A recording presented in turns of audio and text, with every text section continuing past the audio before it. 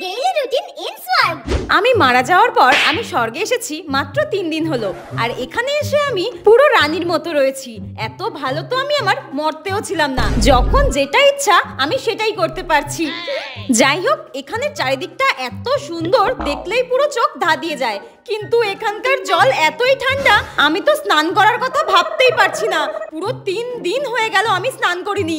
আমার তো গায়ে দিয়ে এত গোবর পচা গন্ধ বেরোচ্ছে, কি বলবো।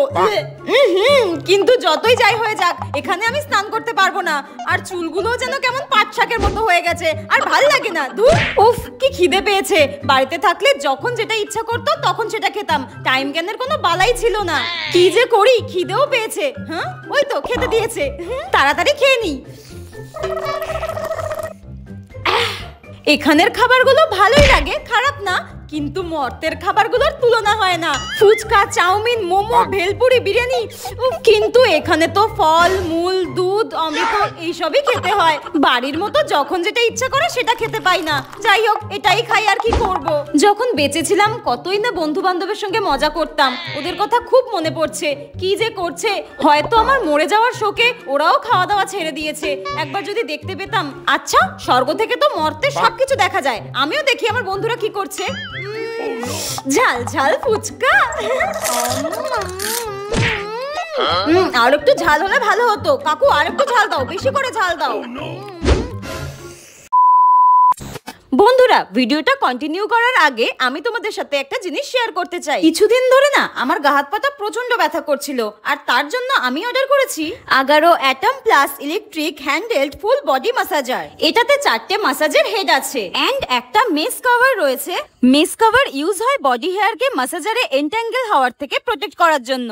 আর একমাত্র বল ম্যাসাজার হেডটা ইউজ করার সময় মেস কভারটা অ্যাড হবে না। এটাতে কিছু ফিচার্স রয়েছে, rotation and vibration therapy, high torque motor and আছে powerful 28 watt motor and long power cord আছে। এটা দিয়ে ম্যাসাজ করলে যে বেনিফিটস গুলো পাওয়া যায় সেটা হলো neck pain, wrist pain, leg pain, arm pain and back pain থেকে কুইক রিলিফ পাওয়া যায়। আর এই টাইচি অ্যাটাচমেন্টটা ইউজ করব কার্ভসের জন্য।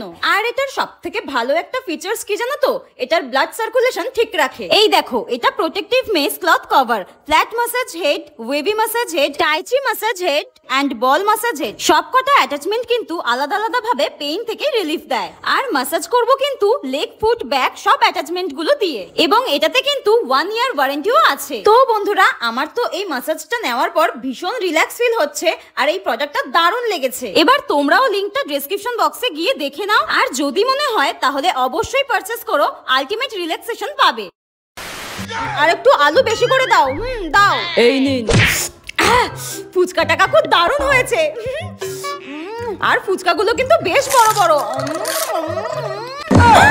আমি তো ভাবতেই পারছি না, আমি মারা গেছি মাত্র 3 দিন হলো, এর মধ্যেই আমার বেস্ট ফ্রেন্ড আমার মরে যাওয়ার শখ ভুলে গিয়ে ফুচকার দোকানে ফুচকা খাচ্ছে, আবার বলছে বেশি করে ঝাল দাও, আর আমি এখানে এইসব খাচ্ছি।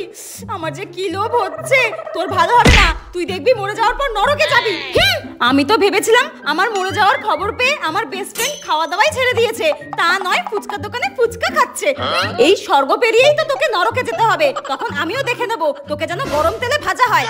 তারপর হঠাৎ একদিন আমার কলেজের বান্ধবী সুমির সঙ্গে দেখা। ওকে আমি জিজ্ঞাসা করলাম, কি রে, আমি তো স্বর্গে এসেছি, তুই নরকে যাচ্ছিস কেন? আরে ভাই, একই সাথে 10টা ছেলের সঙ্গে প্রেম করতাম, সবাইকে বিয়ের প্রতিশ্রুতি দিয়ে একটাকেও বিয়ে করিনি, তো আমাকে যমরাজ নরকে পাঠাবে না তো কি তোর মতো এত সুন্দর স্বর্গে পাঠাবে?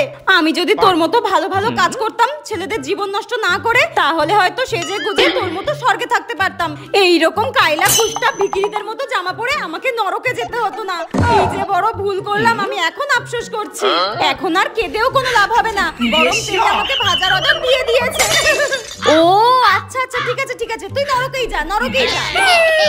যাক বাবা, বেঁচে থাকাকালীন বেশি পাপ করিনি বলে যমরাজ আমাকে এই স্বর্গে থাকার অর্ডার দিয়েছে। ঠিক হয়েছে, আরো কর ছেলেদের জীবন নষ্ট, এবার যা গরম তেলে ভাজার জন্য। আমার আবার কি, রোজ সেজে গুজে একদম পরীদের মতো আমাকে থাকতে হয়, আর স্বর্গের অপ্সরাদের সঙ্গে আমাকে নাচ করতে হয়। আমি তো ভাবতেই পারছি না মরার পর আমি এত সুন্দর একটা জীবন পাবো।